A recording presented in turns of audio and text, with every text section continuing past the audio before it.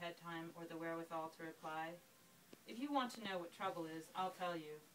I had a man in here who's been a successful chef up until a month ago. Then, because he couldn't smell anything, he served a bad fish. Now he's out of a job. He used to be a big guy, but I'd say he's lost about 30 pounds in the last few weeks. Mopes around, no interest in eating whatsoever. Look, things could be a lot worse for you. The woman left, feeling distinctly more concerned than when she'd gone in. The woman wanted to cultivate a philosophical attitude, as people prompted her to do, in response to the flight of her senses. And so, in parsing that out, she tried to communicate. She called someone she liked, someone she felt she could confide in. She called them to tell them that maybe she'd be an easier person to get along with now. These handicaps might turn into assets. She didn't believe that, but she allowed that she might change. And while she was talking on the telephone, she held it to her left ear, the one she could hear with, and watched her face in the mirror as she spoke. She saw herself watching herself, and she saw her child in the background, lounging on the couch, making a shape with its fingers, looking toward the ceiling at nothing, the way children do, the way adults do. The child was often on its own, and seemed content, talking to itself earnestly, quietly. The cavity of the middle ear is a narrow space and filled with air rather than fluid. It has an upper and lower chamber, an atrium and an attic. The cavity resembles a room, with a floor and walls.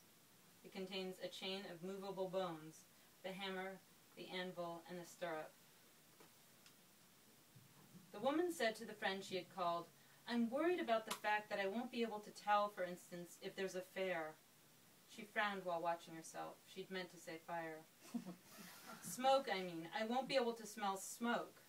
She paused while the friend made a sympathetic sound. "Or how will I judge a person based on their smile?" She'd meant to say smell.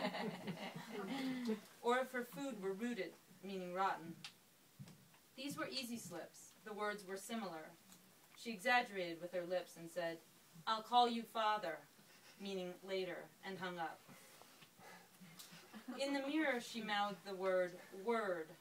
It looked right, and so she spoke, but it came out as wall. The farmer determines that he can... That makes perfect sense. The farmer determines that he can only take one item per trip on his platform raft.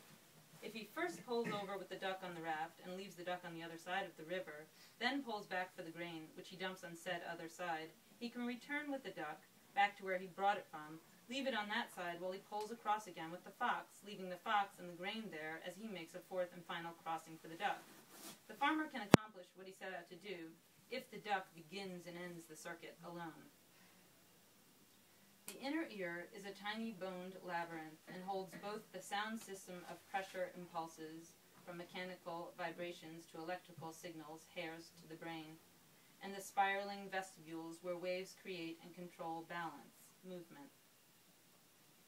The woman was experiencing a vibration in her left ear that she could not categorize as acutely painful, but on a scale of 1 to 10, a 20 in discomfort. "You left an important person," the ferryman says. He's asking for attention now. "You left the woman who left the man, who had long ago left the mother, who had left her son, who'd left his father, who'd left his brother, along with his sister. Everyone thought they had left what they wanted to leave and had taken what they wanted to take." The child sings out of pitch, but with a warble that none can resist. The child that sings in key also gains our attention. The child is taught sign language at the beginning, and when it is ready, it says, "beer," "telephone," "forget about it." When the adult is at a loss for words, it too relies on what has recently been said. The woman's friends had become bored with her preoccupation with her illness. She was constantly updating them or ignoring them. And indeed, after several weeks without certain senses, she had become accustomed to the things that went along with the loss.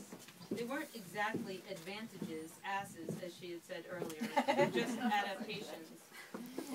She took less time to make decisions, and because things were more murky, not so binary, felt that the stakes were lower. She definitely spent less time thinking about or preparing meals. She stopped caring about complimentary foods. She stopped caring about complimentary fools. All fools were diminished to either a block of protein, a pile of fiber, or a collection of carbohydrates.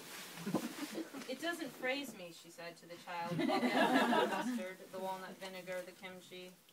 Her focus had shifted to texture, to salt. I'm unfazed, she thought. The doctors had done nothing for her. She had gone to others, specialists, after the first one. They had neither diagnosed nor treated her condition. She had read about anosmia. This was the closest thing to a definition that she could find. It was a lonely place to be. Eventually, and perhaps you knew this was coming, the woman regained her sense of smell and taste. She didn't feel entirely better, but she felt enough better to say that she was bitter when people asked her, better. She did continue to eat bland fools for a while, and a type of protest born of the experience and against the idea of taste as something unto itself. For, in fact, taste is not tail without smell. Without smile, chocolate is a bar of wax.